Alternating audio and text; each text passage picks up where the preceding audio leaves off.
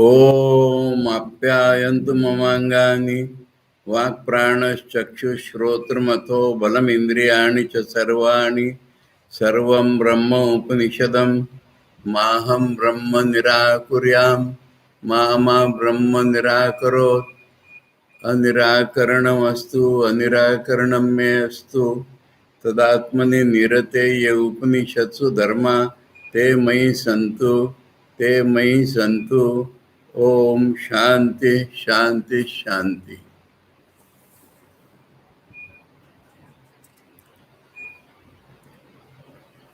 छांदोग्योपनिषद के चौथे अध्याय के तीसरे खंड का आखिरी मंत्र पढ़ना हमारा बाकी था। वो कहानी और वो पूरा खत्म होने में आ रहा है। ये छांदोग्योपनिषद के चौथे अध्याय में शुरू से एक कहानी शुरू की और उस कहानी के अंतर्गत दूसरी कहानी चल रही है। अभी शुरू की कहानी ऐसी थी कि जानश्रुति जो है उसके बेटे का पोता बहुत दान करता था, बहुत अन्न खिलाता था। वो महल पे सोया था तो हंस उड़ते जा रहे थे। एक हंस ने दूसरे से कहा, बल्लाक्ष बल्लाक्ष कम देखने वाले,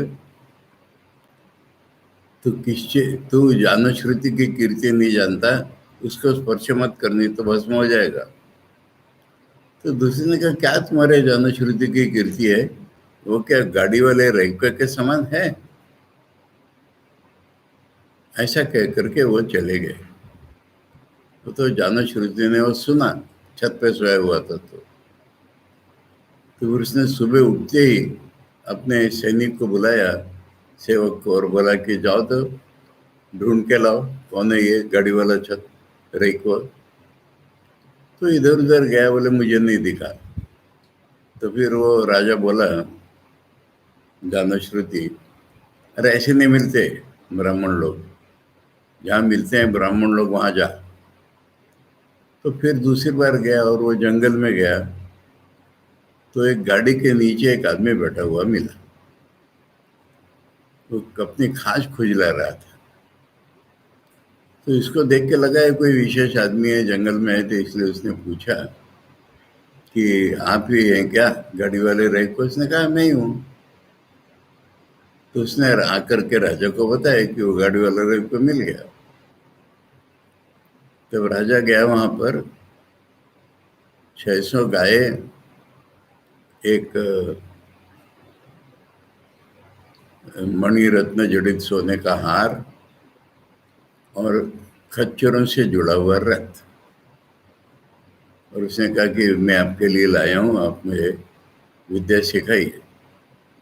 उसने कहा कि ओ शूद्र, जा वापिस ले जा अपने। तो राजा को समझ में आया कि ये पर्याप्त तो नहीं हुआ है। तो फिर राजा दोबारा 1000 गायें, वही सोने का रथ, सोने की माला, खच्चरों से जुड़ा हुआ रथ और अपनी बेटी को ले आया और बोला कि ये लाया हूँ मैं सब आपके लिए, मेरी बेटी को ग्रहण कर लीजिए और जिस गांव में आप रहते हो गांव में आपको दे देता हूँ। तो उसने कहा कि ओ शूद्र, अब ठीक बात हो गई, अब मैं तुझे बताता हूँ, अब मैं तुझे ज्ञान बताता हूँ। और तब उसने उसे ज्ञान बताया कि वायु जो है ना, ये संवर्ग है, यानी अपने में चीजों को समेट लेता है।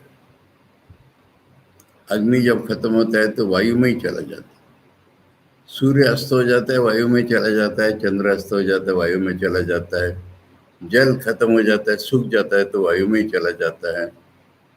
तो वायु एक संवर्ग है। संवर्ग माने अपने में समेट लेने वाला। तो ये गुण काफी है वायु का, वायु को ब्रह्म रूप में उपासना करने के लिए। और भीतर में देख तो प्राण है तेरे, और प्राण भी संवर्ग है, क्योंकि जब आदमी गहरी नींद में सो जाता है तो प्राण चलता रहता है, बाकी उसकी सारी इंद्रियां प्राण में ही चली जाती हैं। तो प्राण भी ब्रह्म दृष्टि से उपासना करने योग्य है, क्योंकि ये जो प्राण है ना, ये संवर्ग है, समेट लेता है सबको। ऐसी उसने उसको विद्या दी। और फिर कहा कि एक कपिकुल गोत्रोत्पन्न एक शौनक था, और कक्षसेन का बेटा अभिप्रतारिण था। ये दोनों खाना खाने बैठे थे, इनको परोसा जा रहा था खाना। तब एक ब्रह्मचारी भिक्षुक वहां पर आया और उसने कहा कि मुझे खाना दो। उन्होंने नहीं दिया, क्योंकि उनको लग रहा था कि ये कोई ब्रह्म ज्ञान का अभिमानी दिख रहा ही है, इसलिए हम अगर खाना नहीं देंगे तो क्या कहते हैं देखे तो। उसकी विद्या की परीक्षा करने के लिए उन्होंने उसको खाना नहीं दिया। तो उसने कहा, अरे एक देव है जो चारों को निगल लेता है,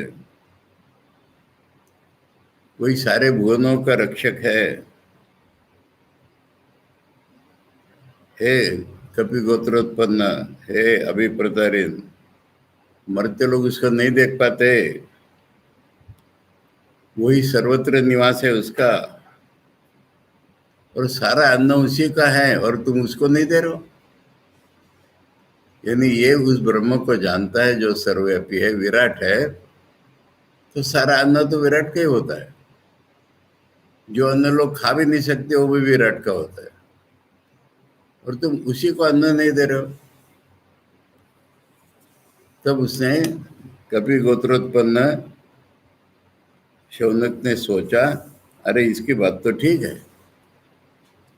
तो फिर उसके पास जाकर के उसने बोला कि हम भी जानते हैं उसको, देवों की आत्मा है वो, और सारी प्रजा उसी से उत्पन्न हो रही है।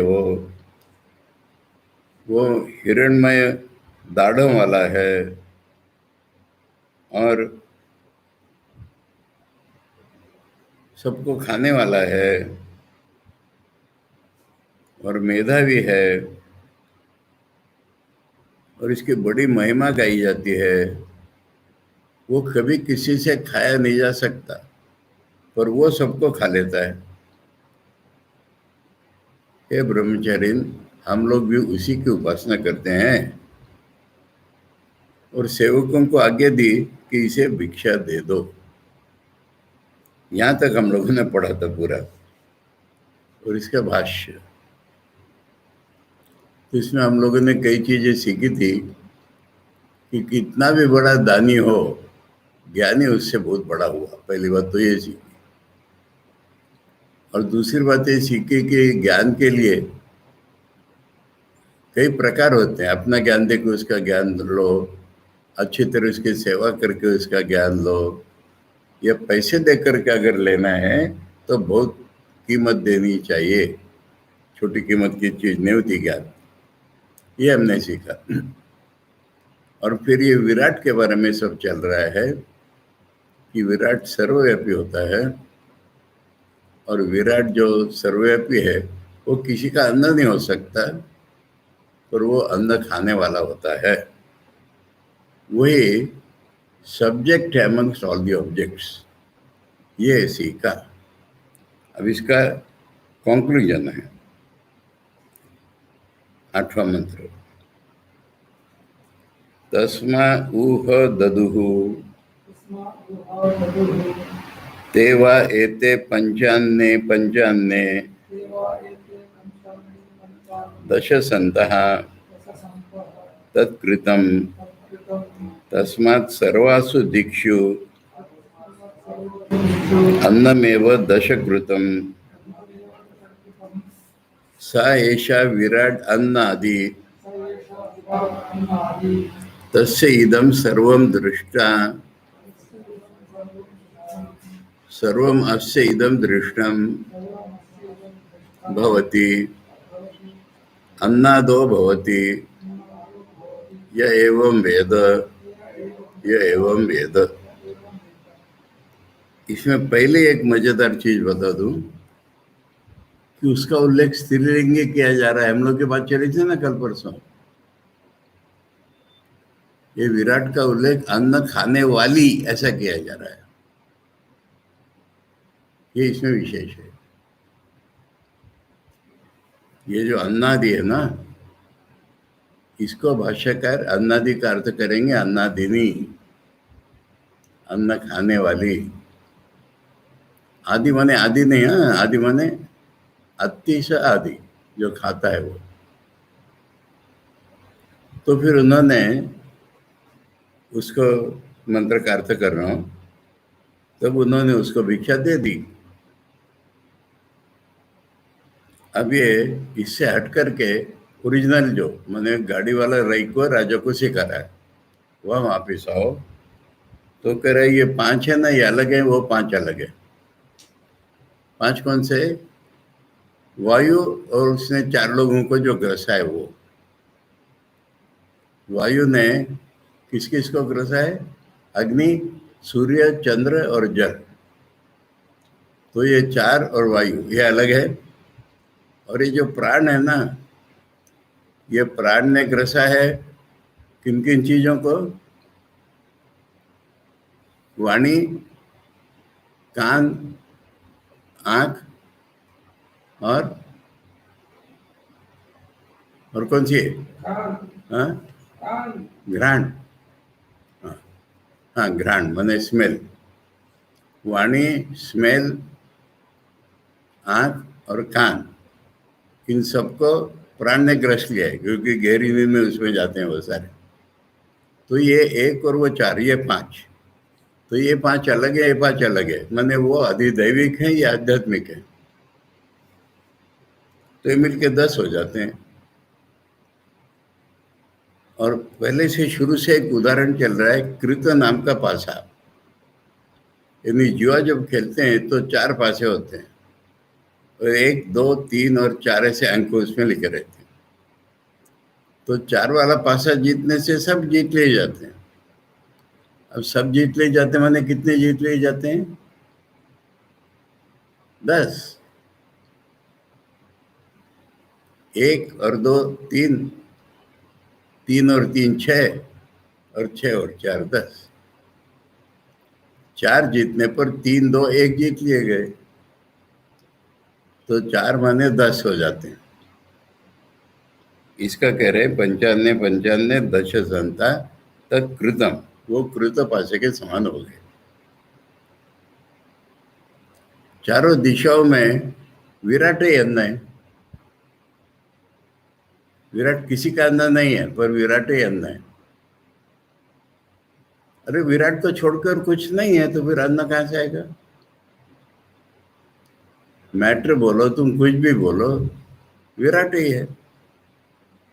चारों दिशाओं में विराट ही अन्न है। हाँ, बीच में ये बताया था गाड़ी वाले रेको के बारे में कि जितने भी लोग पुण्य करें, कोई भी काम करें, और ये अगर खाली वहां बैठा है तो इसको वो सारा पुण्य मिल जाएगा। और मैंने उस दिन बोला था, ये अपने अपने जीवन में करके देखने लायक चीज है।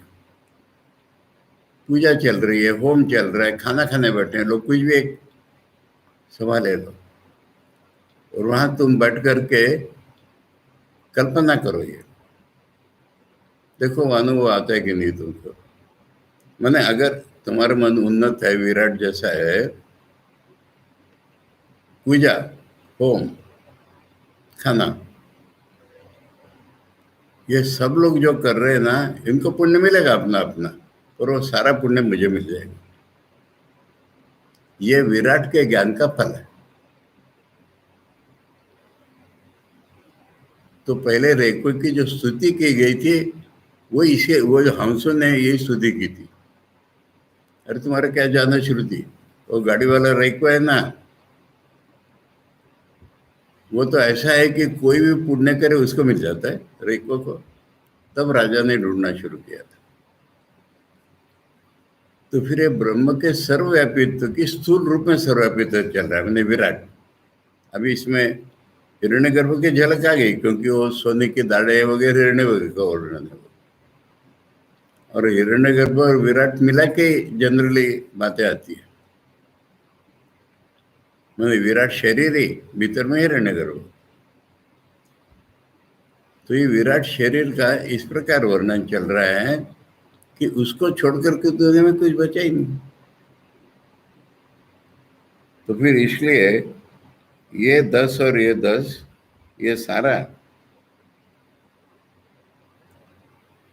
10 दिशाएं भी 10 गिनते ना हम लोग। 10 कैसी गिनते हैं? 4 मुख्य दिशाएं, 4 उपदिशाएं और ऊर्ध्व और नीचे, ये मिलकर 10 दिशाएं गिनते। तो दिशाएं भी 10 हैं। तो ये जो 10 दिशाओं में ये विराट ही तो है अन्न रूप में, पर इसको कोई खाता नहीं है। यानी समझ में आया? ये बात समझ में आया? ऑब्जेक्ट है ये, पर इस ऑब्जेक्ट को सब्जेक्ट कौन बनेगा? जो सब्जेक्ट्स होते हैं वो अपना छोटा छोटा ऑब्जेक्ट लेके खाते हैं खाना, पर विराट को ऑब्जेक्ट कौन बनाएगा?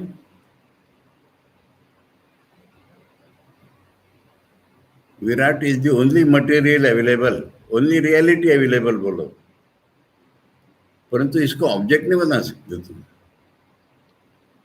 इस तरह से ब्रह्म ज्ञान का वर्णन है, इसको ऑब्जेक्ट कोई नहीं बना सकता। सटल है ना? तो सुंदर है, ये पोइटिक है। इसलिए स्वामी जी कहते हैं हमारे सारे उपनिषद पोएट्री है। इसको छोड़कर के अन्न कुछ नहीं है, पर इसको कोई अन्न नहीं बना सकता। और ये सबको अन्न बना लेगा। ये सुप्रीम सब्जेक्ट है कि जो भी लोग हैं वो इसके लिए अन्न है। साधारण जो खाया नहीं जाता वो भी उसके लिए अन्न करे। मिट्टी, पत्थर, पेड़ पौधे सब खा ले गए,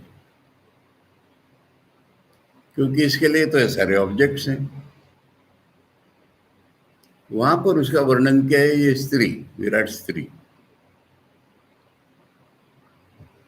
ये एक इंपॉर्टेंट बात है, हम लोग की चर्चा 2-4 दिन से चल रही थी कि ब्रह्म तो न्यूट्रल जेंडर है, परंतु पहले पुरुष बाद में स्त्री, ब्रह्मा है, फिर वो सरस्वती को बनाता है। ये कोई नेसेसरी नहीं है वेदांत में।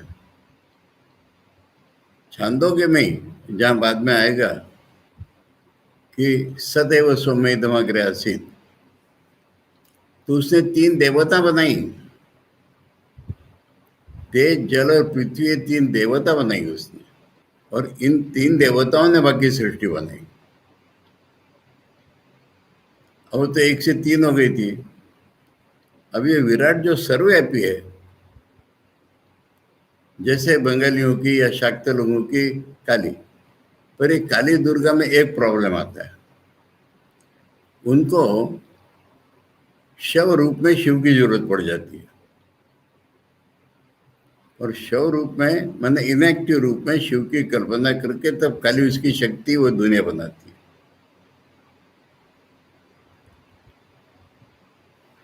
परंतु पूरी दुनिया की शक्ति, हम लोग चैंटिंग करते हैं ना बीच बीच में, कौन सा? कृष्ण महाराज हमारे चैंटिंग में, हाँ, तो उसको देवी सूक्त कहते हैं ना। स्वामी विवेकानंद ने बताया कि देवी सूक्त इज सुपीरियर देन पुरुष सूक्त, क्योंकि पुरुष सूक्त में वो आदमी देख रहा है अपने सामने, एक पुरुष से सारी दुनिया निकल रही है, माने देखने वाला अलग है ना। और वो जो देवी सूक्त है, स्त्री सूक्त, उसमें वो कह रही मैं हूं, सारी दुनिया की शक्ति मैं हूं। मैं चाहे जिसको बड़ा कर दूंगी, चाहे जिसको छोटा कर दूंगी। शिव जी के धनुष्य की शक्ति मैं हूं, मुझे छोड़कर दुनिया में कुछ नहीं है। और ये वाक नाम की ऋषि थी, ऋषिणी बोलो तुम्हें तो, किसी की पत्नी नहीं है वो। इसके ऋषि मालूम है? देवी सूक्त का वाघा रंभणी नाम से प्रसिद्ध है ये।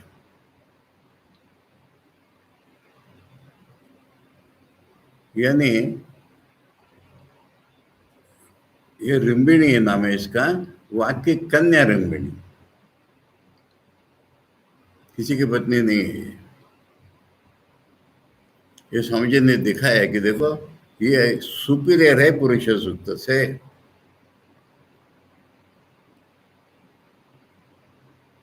तो इसलिए हमारे धर्म में, सनातन धर्म आदि धर्म बोलो, पुरुष की जरूरत नहीं होती। साधारणता जो है ना, पुरुष की कल्पना, वो टॉपिक ही अलग हो जाएगा।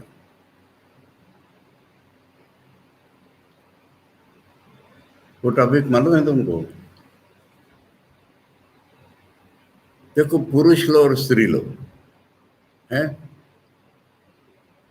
अब स्त्री जब आलू खाती है तो स्त्री सब्जेक्ट है, आलू ऑब्जेक्ट है। परंतु पुरुष स्त्री जो संबंध है, सेक्स का संबंध है, या पुरुष स्त्री जो संबंध है, वहां पर पुरुष हमेशा सब्जेक्ट है, स्त्री ऑब्जेक्ट है। तुम सारी स्त्रियों को छान करके देखो, मैं डीप साइकोलॉजी बता रहा हूं यहां पर। She likes to be enjoyed, her happiness is in being enjoyed. अपने को ऑब्जेक्ट समझती है वो। इसलिए पुरुष जब भगवान की कल्पना करते तो पुरुष है, और स्त्रियां भी भगवान की कल्पना करेंगी तो वो पुरुष है, क्योंकि वो सब्जेक्ट है। इसी को उद्देश्य करके मीराबाई ने कहा कि वृंदावन में तो एक ही पुरुष होता है, माया से सब प्रकृति होते हैं। तो पुरुष प्रकृति में पुरुष का उस पुरुष, वो पुरुष में सेक्स नहीं है, पर पुरुष प्रकृति में पुरुष का उस पुरुष से आइडेंटिफिकेशन, ये ह्यूमन साइकोलॉजी है। स्त्रियों को दबा के रखा हमने, ये करके रखा है, वो करके रखा है, स्त्रियां चिल्लाती है। स्त्रियों ने खुद को ही दबा करके रखा है। समझ में आ रही मेरी बात? साइकोलॉजी। अब इसमें मैं एक्सेप्शन 2-3 प्रकार से बताऊंगा। जैसे साधारण पुरुष स्त्री लोग, और किसी किसी स्त्री को जन्म से, एक मेरे पहचान की थी मुंबई में, तो उसके पिता ने शुरू से, मैंने पुरुषों को जैसी ट्रेनिंग दी थी ऐसी दी, घुड़सवारी ये वो सारी चीजें सिखा दी। फिर उसकी शादी कर दी, टिकी नहीं रही थी शादी। अगर दोनों मेल हो गए तो शादी क्या होगा? एक उदाहरण बता रहा हूं।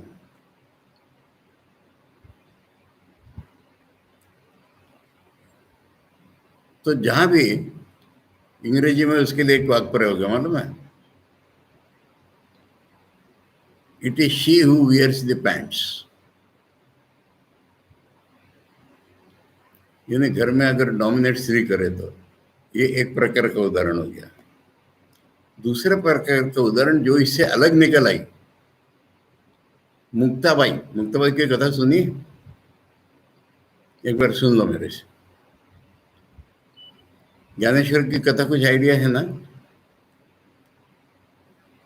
ज्ञानेश्वर के गुरु उनके बड़े भाई निवृत्तिनाथ, निवृत्ति, ज्ञानेश्वर, सोपान, मुक्ताबाई।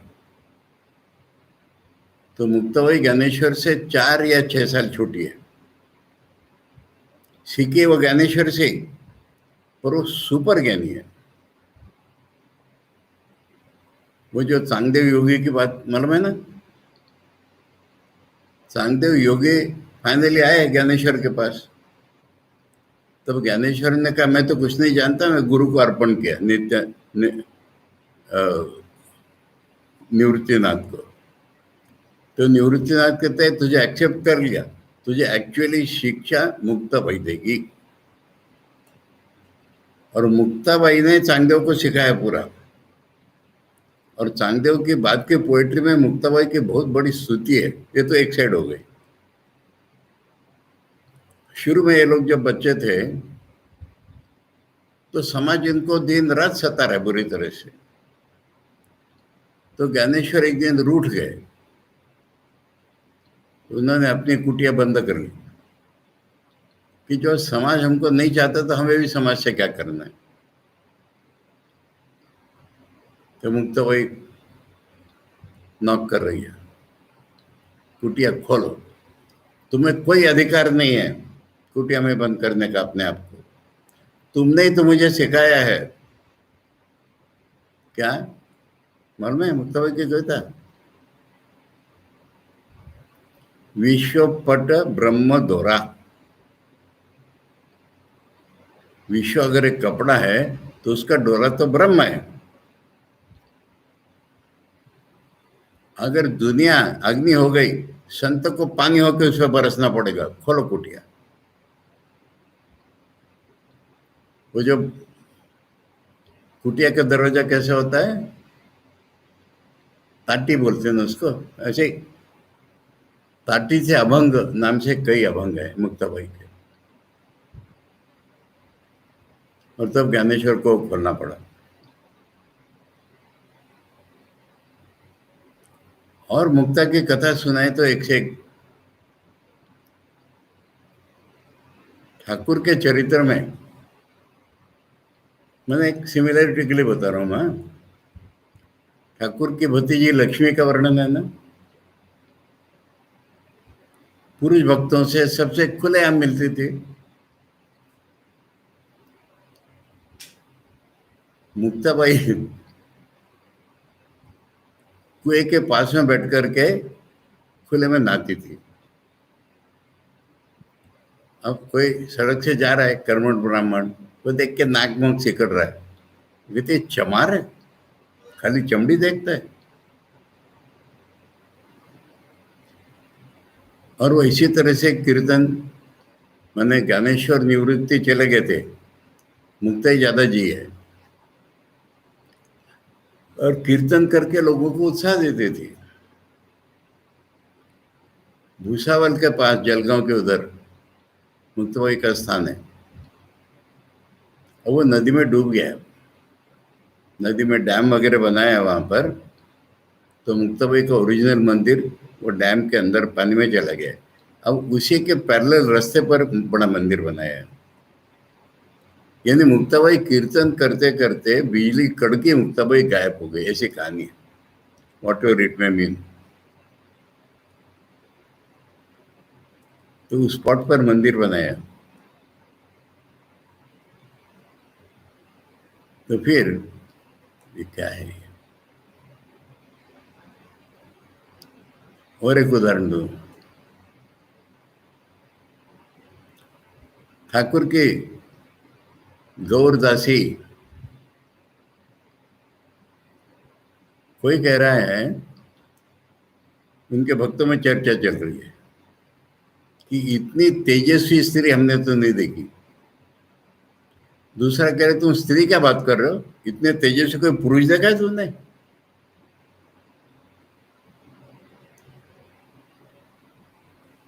मैंने स्त्रियों में एक्सेप्शन निकलेगा, पर जो निकलेगा वो एक्सेप्शन ही होगा। बिल्कुल एक्सेप्शन इन सेंस कम होगी संख्या में।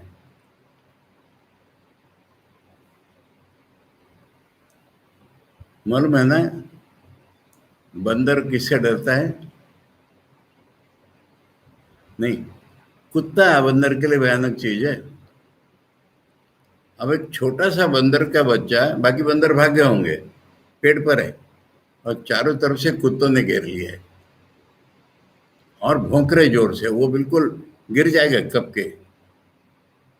गौरी ने देखा, एक हाथ में डंडा लिया, कुत्तों को भगा के पेड़ पे चढ़ी और उसको कंधे पर उठा करके ले आई,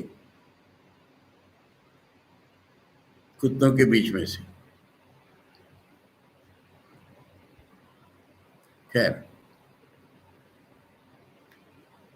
उसने पूरे भारत में कहाँ कहाँ तपस्या की मालूम नहीं। नागपुर से 10-15 किलोमीटर पर कोराडी नाम के एक देवी का स्थान है। अब वहाँ थर्मल पावर प्लांट हो रहा है। वहाँ लोग बोलते हैं यहाँ मुक्ताबाई ने तपस्या की थी। इसने गौरीपुरी ने। गौरी जब 13 साल की थी उसकी शादी तय हो गई थी, फिर उसकी माँ या मौसी का उसको किसी का सपोर्ट था। कल शादी है, उस दिन रात में ये पिछले दरवाजे से भाग गई और पुरुषों जैसा वेश बना करके पुरुष साधुओं के साथ पूरे भारत में घूमी है।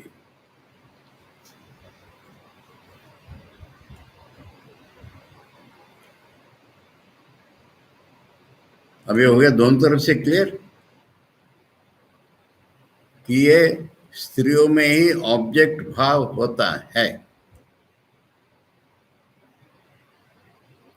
मन टटोले तो पता चला, छोड़ हम लोग ज्यादा नहीं जाने उस एरिया में।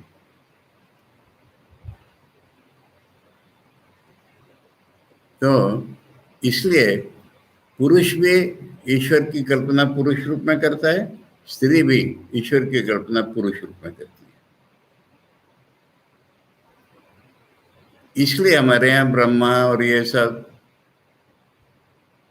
अरे चंडीगढ़ में मेरे पास में लाजपत राय भवन में वो एक फोरम हमेशा मैं जाता रहता था। अब मुझे प्रेसिडेंट बनाया है एक मुसलमान और ट्रिब्यून का असिस्टेंट एडिटर, खूब ब्रॉड माइंडेड प्रसिद्ध था वो। तो वो कह रहे सारे धर्मों में एक ही प्रॉब्लम है, पहले एक एडम फिर ईव, ब्रह्मा और ये, इसी से समाज में गड़बड़ बन गई। तो मैंने कहा कि आप ब्रॉड हैं, आपने सारे धर्मों का स्टडी किया है, हिंदू धर्म के मूल का स्टडी नहीं किया। सारे उपनिषदों में विशेष करके छांदोग्य में सत तत् ये नाम आते हैं, कोई ब्रह्मा नहीं होता। और ये सत तत् के बाद ब्रह्मा आएगा, ब्रह्मा विष्णु महेश तीनों पुरुष रूप में आएंगे। परंतु this is not universally necessary. Chandogya में 3 देवता, अब यहाँ तो विराट को, मैंने सारी बात मेरी इसलिए निकली कि विराट को यहाँ पर अन्न खाने वाली बोल दिया।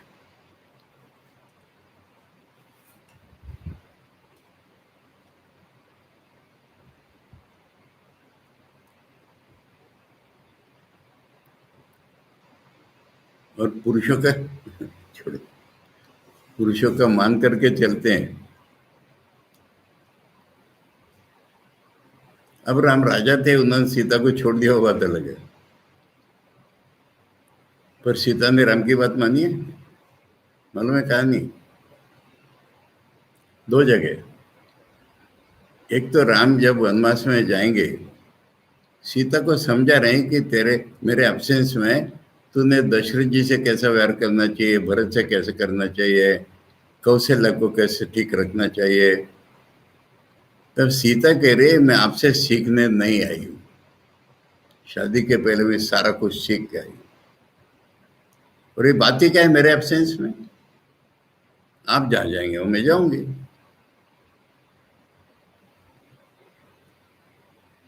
एक घटना सुनी, मैंने राम सीता को लेने गए, सीता राम के साथ गई, जबरदस्ती गई। अब ये दोनों जंगल में जाते जाते अत्रि ऋषि के आश्रम में पहुंचे, और अत्रि की पत्नी जो अनुसुईया, हम लोग भागवत में अभी अवधूत की कथा सुन रहे हैं ना, तो ये अनुसुईया दुनिया में सबसे श्रेष्ठ पतिव्रता नाम से प्रसिद्ध है। तो राम कहते हैं सीता से कि देखो हम लोग अनुसुईया जी के पास, मैं अत्रि से बात करूंगा, तुम अनुसुईया से सीख लो क्या क्या सीखना है।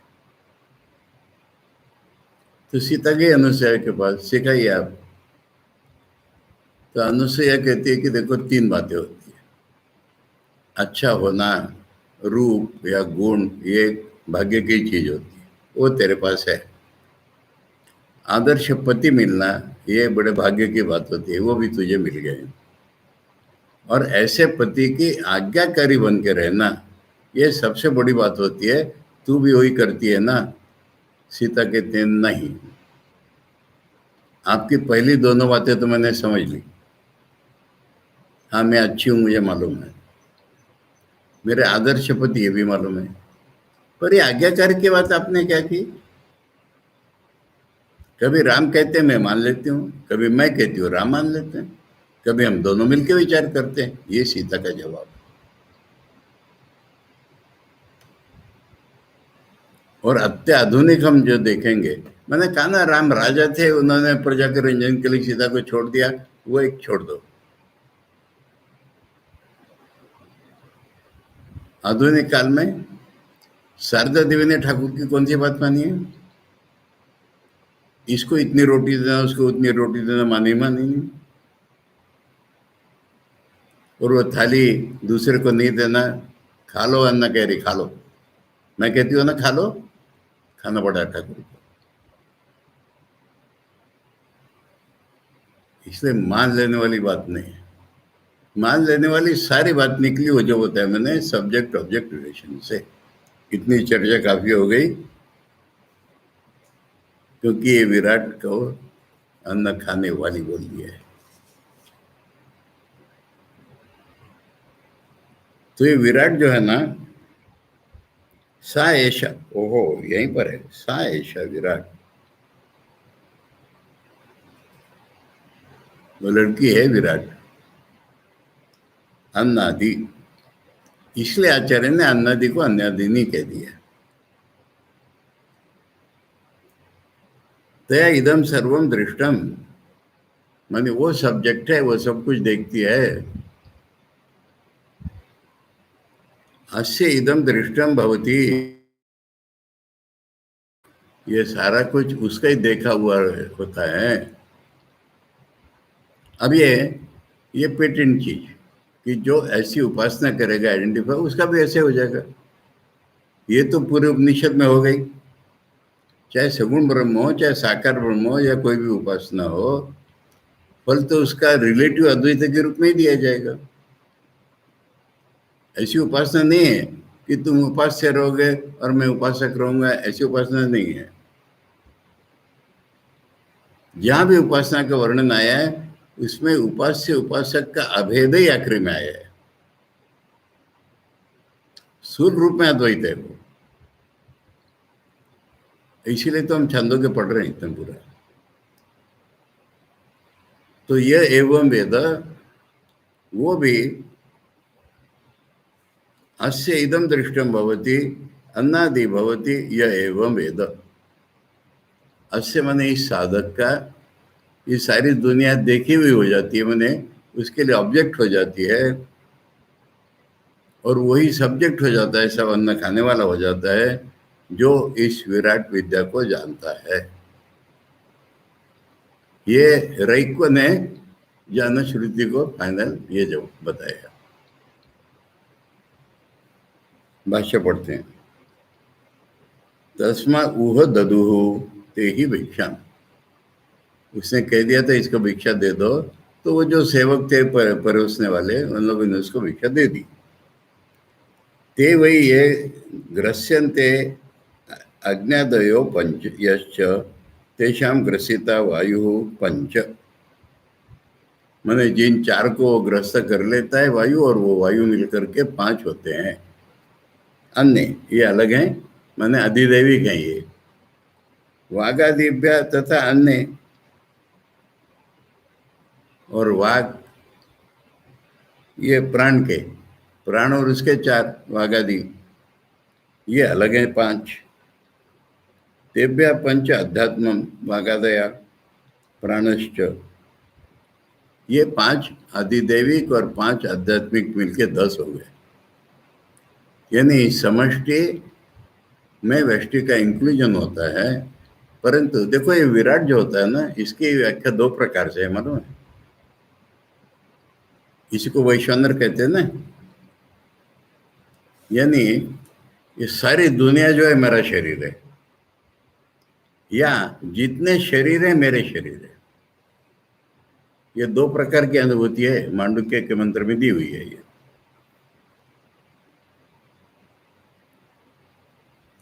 यानी विराट एज वन और विराट as many. Totality of meaning. तो इसलिए जो अधिदैवत में 5, अध्यात्म में 5, ये सब मिलके विराट। मैंने इसको अलग बताना पड़ा कि इंडिविजुअल जितने वो भी विराट, और कॉस्मिक जितने वो तो विराट है ही। तो ये 5 और ये 5 मिलके 10 हुए, ये विराट है।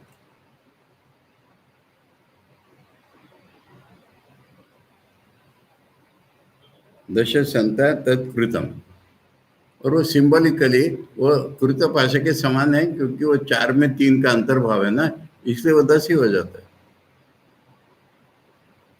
तस्मात् सर्वासु दिक्षु, इसलिए सारी दिशाओं में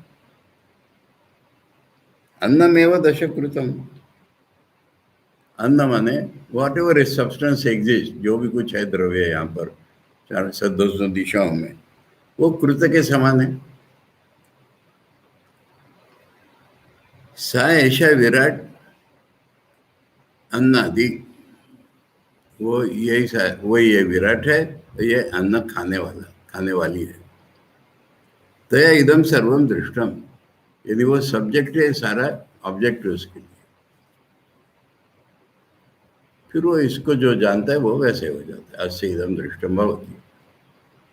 आचार्य करे तस्मा हुआ ददूते ते वही ये ग्रस्यन्ते, ये 5 बताए थे उन्होंने, वागादया प्राणश्च ते सर्वे 10 भवन्ति संख्यया, 10 संता तत्कृतम भवति ते, 10 होकर के वो कृत पाशे के समान है। चतुरंक समझा रहे वो, चतुरंक एकाय एवं चत्वारः त्रय अंकाय एवं त्रयो अपरे द्वय अंकाय एवं 2 अन्ये एक अंकाय एवं एको अन्ये इति एवं 10 संता तत्कृतम भवति। में 4, उसके बाद 3, उसके बाद 2, इसके बाद 1, ये सारे मिलकर के वो 4 में अंतर्भाव इसका, इस प्रकार 10 हो रहे हैं।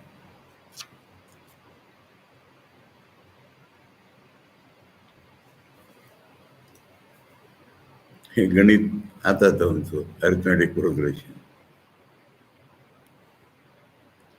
अरे गणित की दृष्टि से मैं इसको सोचने लगा, एक बहुत इंटरेस्टिंग चीज सामने आई, इसका संबंध नहीं इससे।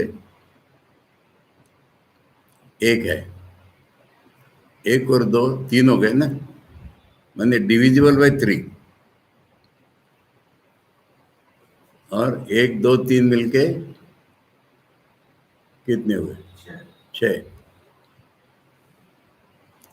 अच्छा, फिर वहां 6 और 4 मिलके 10 हो गए ना, तो 10 इज डिविजिबल बाय 5,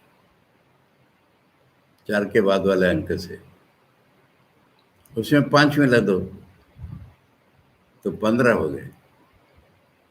नहीं, यहाँ पर नहीं हो रहा है मेरा गणित तो। 15 में 6 मिला दो तो 21, 21 7 से डिविजिबल है।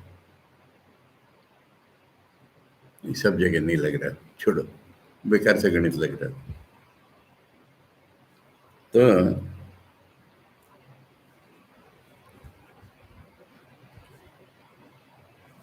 यत एवं, ऐसा है इसलिए, तस्मात् सर्वासु दिक्षु दशसु अपि, सभी दिशाओं में माने 10 दिशाओं में, अन्याद्या वागाद्या अज्ञाद्या वागाद्याश्च 10 संख्या सामान्यात् अन्नमेव।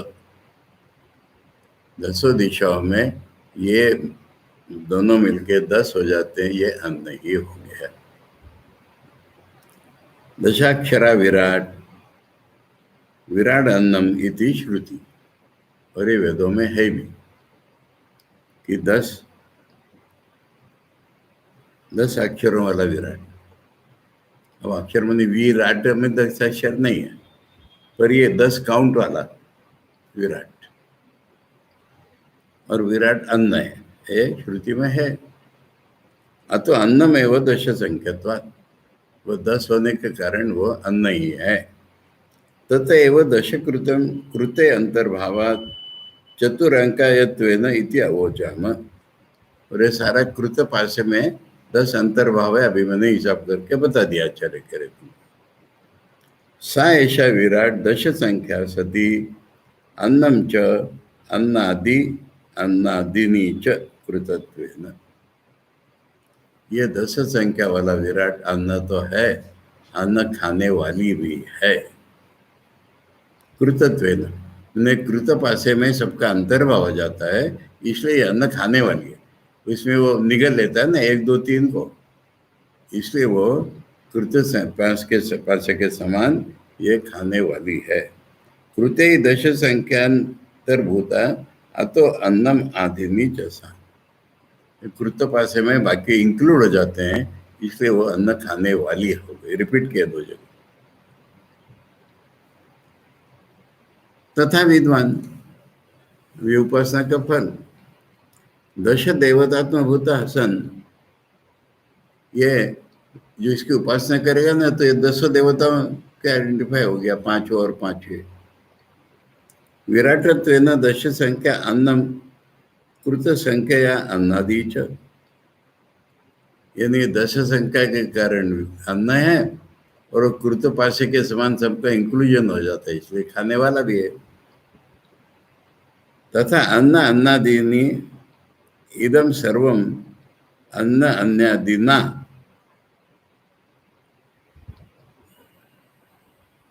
ये क्या है? अन्नादिनी है ये, अन्यादिनी। फिर के बाद क्या आता है? एदम। इदम आएगा तो फिर ये कैसे हो जाएगा? अन्नादिनी एदम, अन्यादिनी इदम है ये, अन्यादिन्या इदम। अच्छा हाँ ठीक है, अन्यादिन्या ठीक है, मैंने अन्यादि द्वारा।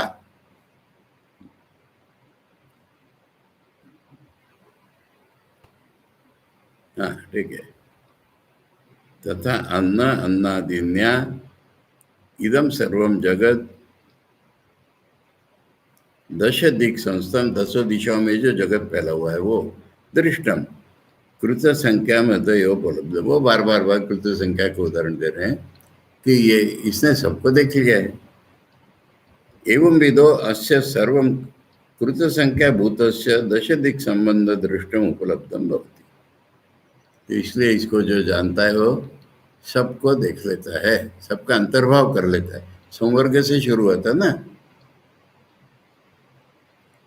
किंच अन्नादश्च भवति य एवं वेद यथोक्तदर्शी। इसको जो जानता है वो सबका अंतर्भाव कर लेता है और सबका खाने वाला हो जाता है। द्विर अभ्यास उपासना समाप्त करता है। ये प्रकरण समाप्त हुआ, इसलिए 2 बार बोला है। बाप रे, मैं सोच जाता है आगे जाने वाले हम लोग, पर काफी चर्चा निकले। थोड़ा रिवीजन के तौर पर, बाकी फ्रेश। शुरू कर देते हैं अगला। अब ये प्रसिद्ध कथा है सत्यकाम की, पर इसका आचार्य इंट्रोडक्टरी भाष्य पहले पढ़ लेते, तब पता चलेगा इसमें क्या पता चलना है उनका। सर्वम वागादि माने चतुर्थ खंड में गए हम लोग। सर्वम वागादि अग्न्यादि च अन्न अन्नादत्व संस्तुतम।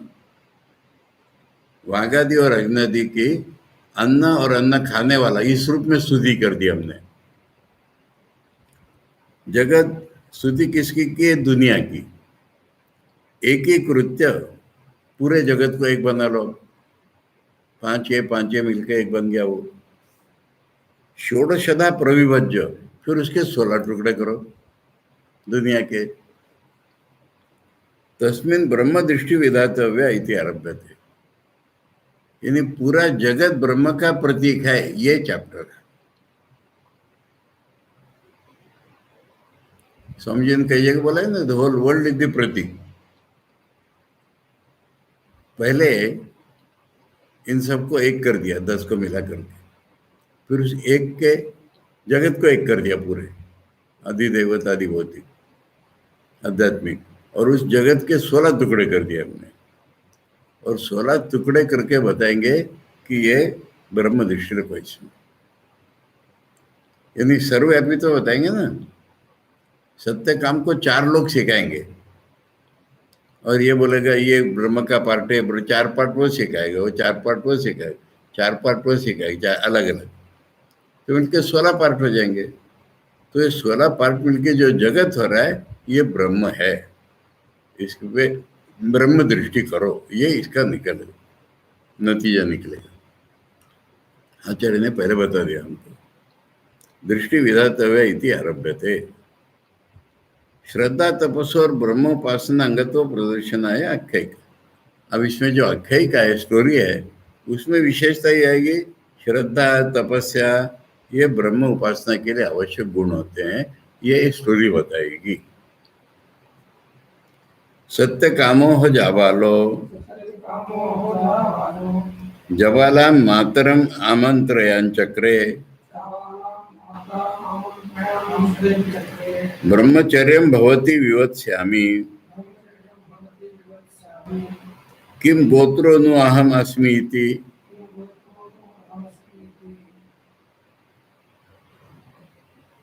जबाला का बेटा सत्यकाम था।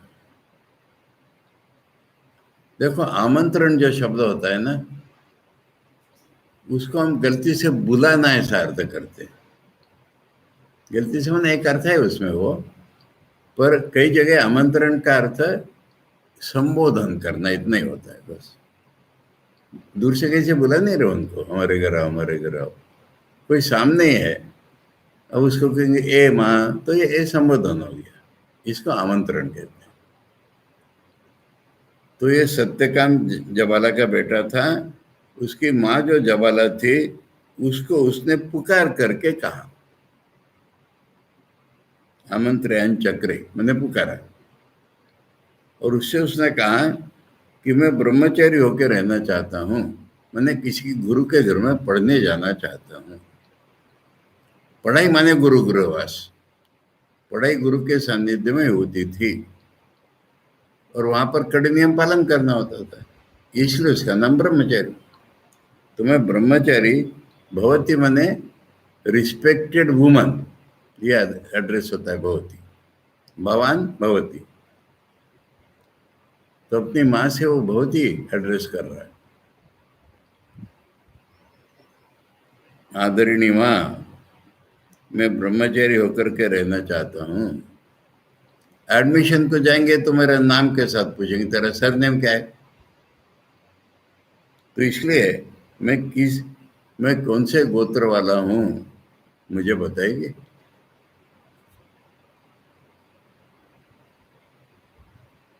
सत्यकामो नाम था, सत्यकाम उसका नाम है। ह शब्द इति अर्थ, बार बार आचार्य कहते हैं हमको, ये पौराणिक स्टोरिया नहीं है, इतिहास है ये, ऐसा हुआ था। और छांदोग्य इतना स्टोरी से भरा हुआ है ये, स्वामी जी ने इसका अर्थ बताया प्रैक्टिकली वेदांत की नहीं, देखो ये सबके लाइफ में हुआ है। जबालाया अपत्यम जाबालो जबालाम स्वाम मातरम आमंत्रयन चक्रे आमंत्रितवान ब्रह्मचर्यम स्वाध्याय ग्रहणाय हे भवती। ब्रह्मचर्य माने सीखने के लिए, पढ़ने के लिए ब्रह्मचर्य मैं बनना चाहता हूँ। हे भवती विवत्स्यामि आचार्य कुले किम गोत्रम किमस्य मम गोत्रम सोहम किम गोत्रो नु अहम अस्मि इति। मेरा गोत्र कौन सा है, मैं कौन से गोत्र वाला हूँ। ठीक है, कल पढ़ेंगे जब। ओम आप्यायन्तु ममांगानि वाक् प्राणश्चक्षुश्रोत्रमथो बलमिन्द्रियाणि च सर्वाणि सर्वं ब्रह्म उपनिषदं माहं ब्रह्म निराकुर्यां मा ब्रह्म निराकरोत्। अनिराकरणमस्तु अनिराकरणं मे अस्तु तदात्मनि निरते ये उपनिषत्सु धर्मा ते मयि सन्तु ते मयि सन्तु। ओम शांति शांति शांति। हरि ओम तत्सत। श्री रामकृष्णार्पणमस्तु।